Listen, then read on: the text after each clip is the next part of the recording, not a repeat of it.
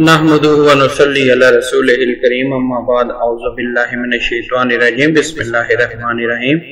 ناظرین کرام، آج کی ہماری ویڈیو کا عنوان جو ہے ابلیس کی نسل کی ابتدا جس جن سے ہوئی اس کا نام تارانوس کہا جاتا ہے۔ ناظرین کرام، بہت ہی انٹرسٹنگ ویڈیو آج آپ کے لیے لائے ہیں کہ ابلیس کی نسل کی ابتدا کیسے ہوئی۔ آپ سے گزارش ہے ہمارے چینل کو سبسکرائب کر لیں تاکہ ہماری اپڈیٹس آپ کو ملتی رہیں۔ تارانوس ابلیس سے 1,44,000 سال قبل دنیا پہ موجود تھا۔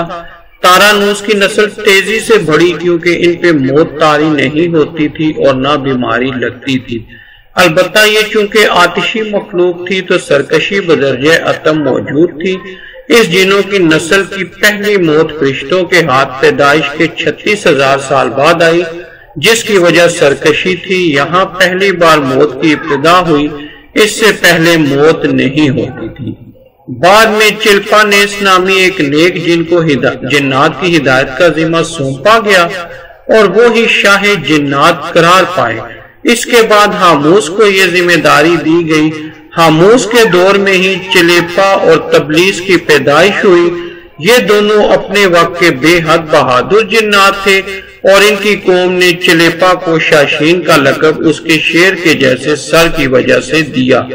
ان دونوں جنات کی وجہ سے ساری قوم کہنے لگ گئی کہ ہمیں اس وقت تک کوئی نہیں ہرا سکتا جب تک شاشین اور تبلیس ہمارے درمیان موجود ہیں۔ ان دونوں کی وجہ سے قوم کے جنات آسمان تک رسائی کرنے لگے اور تیسرے آسمان پر جا کر شرارت کر آتے تھے۔ ایسے میں حکم الہی سے فرشتوں نے ان پر حملہ کیا اور عبرتناک شکست دی۔ اسی دوران جب حضرت اسرائیل علیہ السلام کو ابلیس نے دیکھا تو سجدہ میں گر گیا۔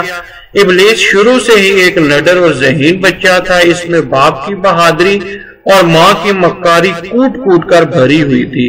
اس نے ملائکہ کے ساتھ جا کر توبہ کا باقاعدہ اعلان کیا اور پھر فرشتوں سے فیض علم حاصل کرنے لگا۔ علم حاصل کرنے اور ریاضت کا یہ عالم تھا کہ پہلے آسمان پہ عابد، دوسرے آسمان پر زاہد، تیسرے پر بلال، چوتھے پر والی، پانچویں آسمان پر تقی اور چھٹے آسمان پر قبازان کے نام سے مشہور ہوا۔ یہ وہ وقت تھا جب یہ فرشتوں کو سکھاتا تھا۔ ساتویں آسمان پہ ابلیس بھکہ نور میں رہا۔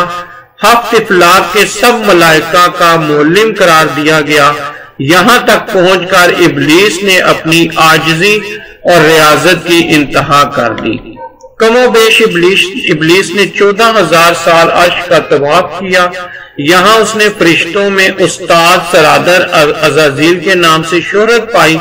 کم و بیش 30,000 سال مقربین فرشتوں کا استاد رہا۔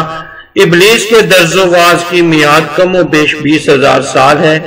فرشتوں کے ساتھ قیام کی مدت کم و بیش 80,000 سال ہے۔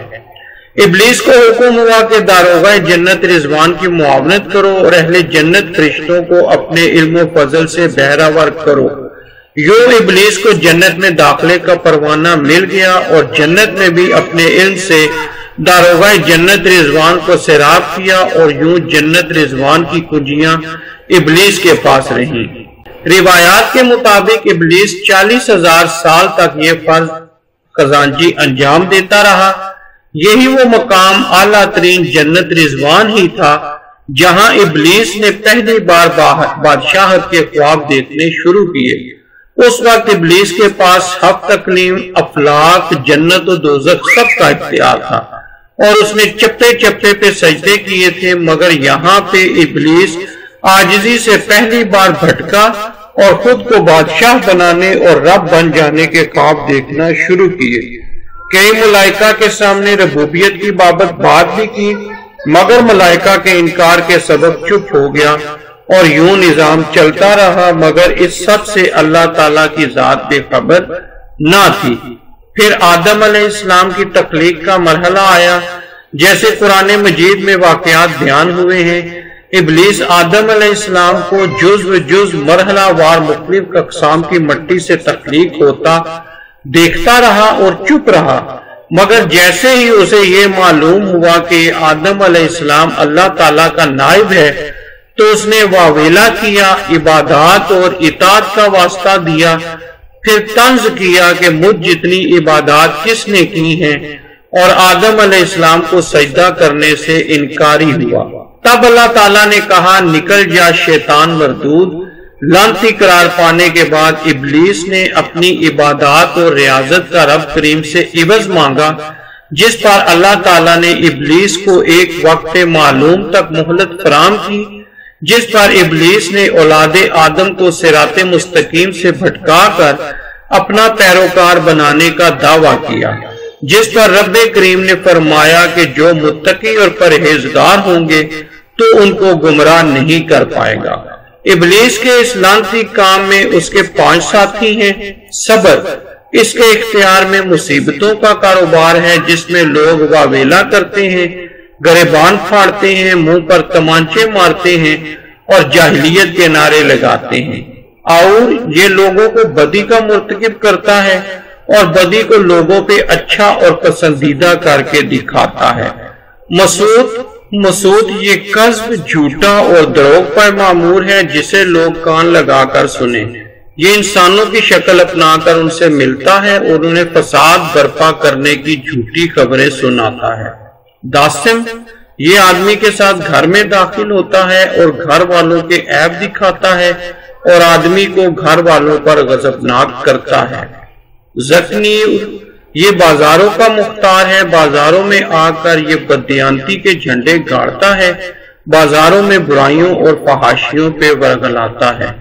ابلیس کا آدم علیہ السلام کو سجدے سے انکار کا جذبہ حسد تھا کہ جس نے اسے مجبور کیا کہ میری جگہ آدم خاک کو کیوں ملی۔